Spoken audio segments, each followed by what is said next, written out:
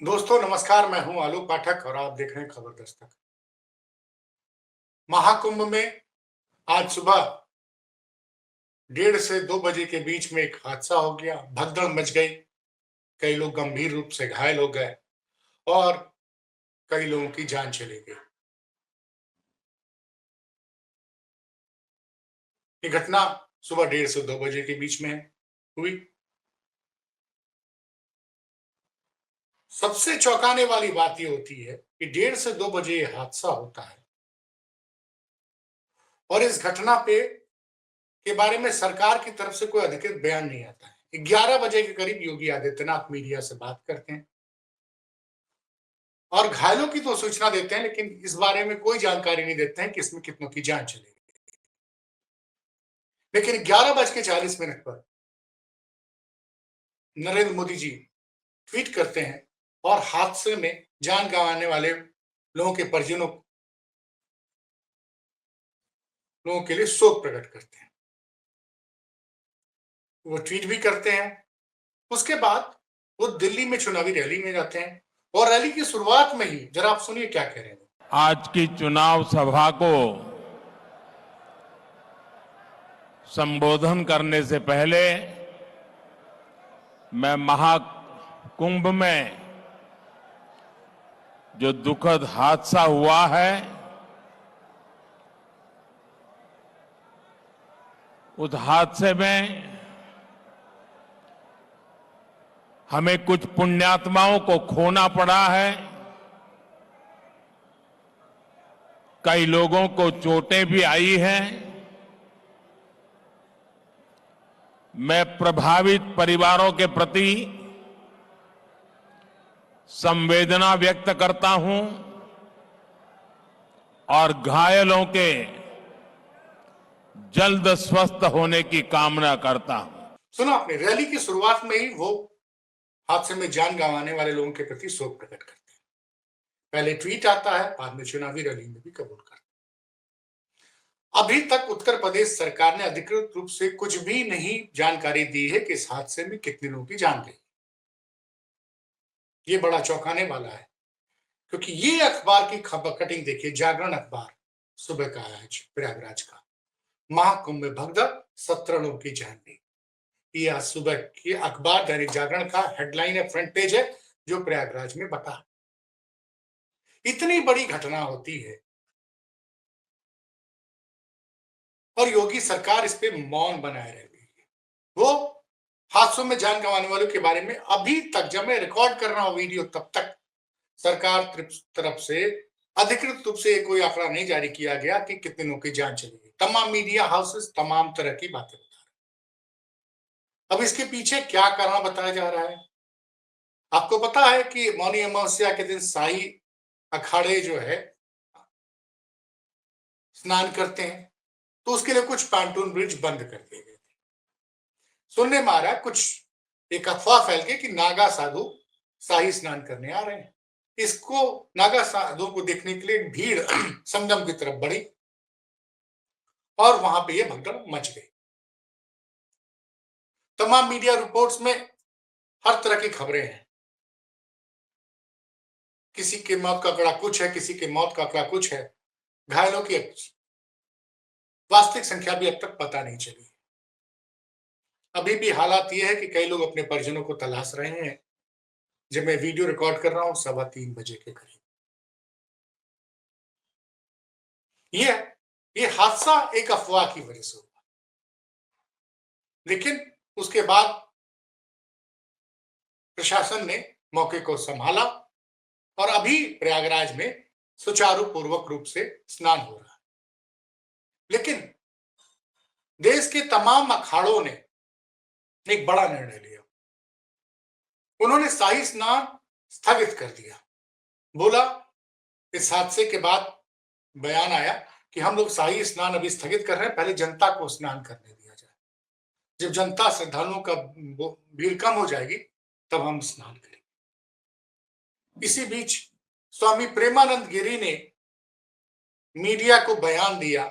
जरा ये बयान सुनिए। उसके बाद ये बयान देते देते स्वामी जी रोने लगे। वैसे कई रिपोर्टर भी प्रयागराज की घटना का जिक्र करते हुए रोने लग गए। पहले प्रेमानंद गिरी जी का ये बयान सुनिए। और प्रशासन पूरी तरह फेल हो गया है। निकम्मा प्रशासन, सिर्फ तुष्टीकरण की नीति में ये प्रशासन लगा रहा कि कोई भी वीआईपी आए सिर्फ उसकी सेवा में लगा रहा। मैंने देखा कि जो भी वीआईपी यहां आया सिर्फ प्रशासन उसकी जी हजूरी में लगा रहा। इसके अलावा इस प्रशासन को इस कुंभ से कोई मतलब नहीं था, किसी भी व्यवस्था से कोई मतलब नहीं था। और जब 25 बार हम सारे अखाड़े मिलकर कह रहे थे कि सेना के हवाले इस कुंभ को कर दीजिए, हमारे देश में सेवाभावी लोगों की कमी नहीं है, अगर ये सेना के हवाले कुंभ हो जाता तो मुझे नहीं लगता कि इतना बड़ा हादसा होता। बहुत दुख है, बहुत दुख है, बहुत दुख। ये बयान सुना आपने?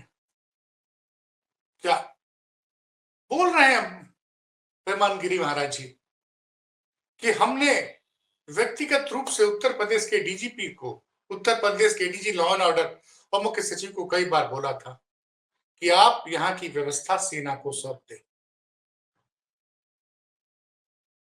बार बार वो कह रहे थे, कई बार उन्होंने कहा और कहा अगर वो सेना होती तो शायद ये हादसा ना होता।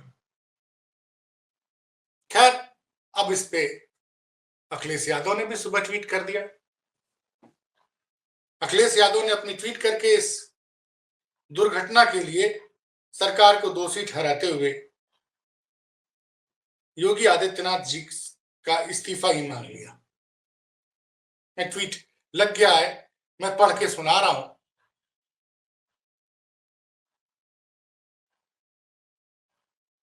महाकुंभ में आए संत समाज और श्रद्धालुओं में व्यवस्था के प्रति पुनर्विश्वास जगाने के लिए यह आवश्यक है कि उत्तर प्रदेश शासन प्रशासन के स्थान पर महाकुंभ का प्रशासन और प्रबंधन तत्काल सेना को सौंप दिया जाए। जो बात स्वामी परमानंद गिरी जी ने कही, वही मांग अखिलेश यादव जी ने भी रखी है कि महाकुंभ का प्रशासन और प्रबंधन तत्काल सेना को सौंप दिया जाए। विश्व स्तरीय व्यवस्था करने के प्रचार करते हुए दावों की सच्चाई, फिर से पढ़ रहा हूं, विश्व स्तरीय व्यवस्था करने के प्रचार करते हुए दावों की सच्चाई अब सबके सामने आ गई है। जो लोग इसका दावा और मिथ्या प्रचार कर रहे थे, उन्हें इस हादसे में हत हुए लोगों की नैतिक जिम्मेदारी लेते हुए अपने पद त्याग देना चाहिए। स्पष्ट रूप से उन्होंने योगी जी से इस्तीफा मांग लिया। राहुल गांधी ने भी इस दुर्घटना के लिए दुख प्रकट किया है और इस दुर्घटना के लिए वीआईपी कल्चर को दोषी ठहराया। अभी महाकुंभ 1 महीने करीब और चलेगा। आज 29 तारीख है, 26 फरवरी तक महाकुंभ चलेगा। तो ये जो प्रेमानंद गिरी जी बोल रहे हैं और अखिलेश यादव जी कह रहे हैं, मुझे लगता है सरकार को इस पे ध्यान देना चाहिए और मेला क्षेत्र का प्रबंधन और सुरक्षा व्यवस्था दोनों सेना के हाथ में सौंप देनी चाहिए। क्योंकि रात के समय वीआईपी मूवमेंट नहीं था, ये तो मैं भी जानता हूं, आप भी जानते हैं, ये तो एक अफवाह फैल गई। लेकिन 2-3 दिनों से जो तस्वीरें और वीडियो आ रहे थे कुंभ क्षेत्र से, उससे लोग, क्योंकि अमित शाह जी 27 तारीख को पहुंचे महाकुंभ में, उन्होंने स्नान किया। स्नान करने के बाद जब वो मेला क्षेत्र में गए तो कई पॉन्टून ब्रिज बंद कर दिए गए। साधु संतों का आशीर्वाद लेने के तमाम अखाड़ों के यहाँ गए। उस दौरान काफी भीड़ इकट्ठा हो गई। और जब एक्चुअली क्या है कि महाकुंभ में लोग चाहते हैं कि संगम में जाके स्नान करें, हर आदमी यही चाहता है। संगम में हर आदमी संगम में स्नान नहीं कर सकता है। प्रयागराज में बहुत सारे लोग आए हुए हैं। सरकारी दावे को सच माना या तो 3 से 4 करोड़ लोग अब तक स्नान कर चुके होंगे। मैं उन आंकड़ों की सच्चाई पे नहीं जाना चाहता। तो अब जब हर आदमी कुंभ जाना चाहेगा तो भीड़ और भगदड़ तो मचनी ही है। और इस तरह के हादसे पहले भी कई बार हुए। इस बार सरकार की आलोचना ज्यादा इसलिए हो रही कि सरकार ने बहुत ज्यादा प्रचार प्रसार किया और खुद योगी जी ने तमाम टीवी चैनलों के मंच से कहा था कि ऐसी ऐतिहासिक व्यवस्था है और आज के दिन प्रशासन ने अनुमान लगाया था कि 10 करोड़ लोग आएंगे। तो अब ये हादसा हो गया और हादसे के तुरंत बाद एनडीआरएफ के जवान ने मोर्चा संभाल लिया और स्थिति को काबू में पा लिया। लेकिन और इसमें मैंने पहले भी बताया कि तमाम अखाड़ों के साधु संतों ने फैसला लिया कि आज पहले जनता को, श्रद्धालुओं को स्नान करने दिया जाए। तो उन्होंने बड़े दिल का परिचय दिया। अब अभी फिलहाल वर्तमान में सब कुछ सुचारू रूप से चल रहा है, लेकिन समस्या है कि जिस हादसे पे मोदी जी ने दुख जताया, हादसे में जान गंवाने वाले लोगों को के लिए शोक प्रकट किया, उनके परिवारों के साथ संवेदना व्यक्त की, योगी जी अब तक क्यों खामोश है? सरकार, उत्तर प्रदेश सरकार क्यों नहीं आंकड़े बता रही है? क्यों नहीं सच को स्वीकार कर रही है कि इस हादसे में किसी की जान गई है? क्यों नहीं सर? अभी एक वीडियो वायरल हो रहा है कुंभ मेला क्षेत्र के एसएसपी का। पता नहीं वो वीडियो कब का है, एएनआई ने रिलीज किया है। उसमें वो दावा कर रहे हैं कि भगदड़ जैसी कोई स्थिति कुंभ मेला में हुई ही नहीं। तो इस तरह के बयान सरकार की फजीयत और कराते हैं, जब तमाम मीडिया चैनल्स अब स्वीकार कर रहे हैं। अखबार में दैनिक जागरण का अखबार फिर लग गया, सुबह ही छप के बढ़ गया था। तो इस हादसे को छुपाने की कोशिश की गई। आप सही आंकड़ा बता दीजिए। फिलहाल मैं मान रहा हूं कि अभी प्रयागराज में स्थिति सामान्य हो गई। इसके लिए मैं एनडीआरएफ को, पुलिस के जवानों को और एनएसजी को बधाई दूंगा। उनके जवानों ने 1-2 घंटे के अंदर पूरी स्थिति संभाल ली थी। लेकिन जो लोग अपने परिजनों को ढूंढ रहे हैं, उनकी पीड़ा को समझिए और सारे आंकड़े सार्वजनिक कीजिए। देखिए, आज दिल्ली की प्रधानमंत्री मोदी स्वीकार कर रहे हैं और योगी सरकार इस सच को स्वीकार कर ले रही है। तो ये जो चर्चा है कि दिल्ली और लखनऊ के बीच में संबंध ठीक नहीं है, उसका साफ संकेत आज मिल गया है। मुझे लगता है कि इस हादसे के बाद योगी जी के लिए अपनी कुर्सी बचाना बड़ा मुश्किल है। इस हादसे की वजह से भारतीय जनता पार्टी को लोकसभा में भी गंभीर सवालों का सामना करना पड़ेगा और उत्तर प्रदेश में भी। आपको पता है, परसों से बजट सत्र चालू हो रहा है और दिल्ली में चुनाव भी है। दिल्ली चुनाव में भी और मिल्कीपुर चुनाव में भी इस हादसे की वजह से भाजपा को नुकसान उठाना पड़ेगा। तो ये जो परिस्थितियां हुई हैं आज, ज्यादा आलोचना इसलिए हो रही कि आपने खूब प्रचार किया, खूब प्रसार किया, बड़े बड़े दावे किए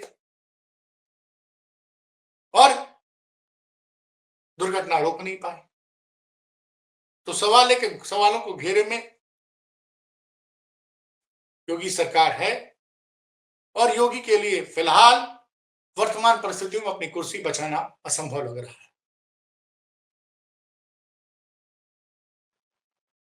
धन्यवाद।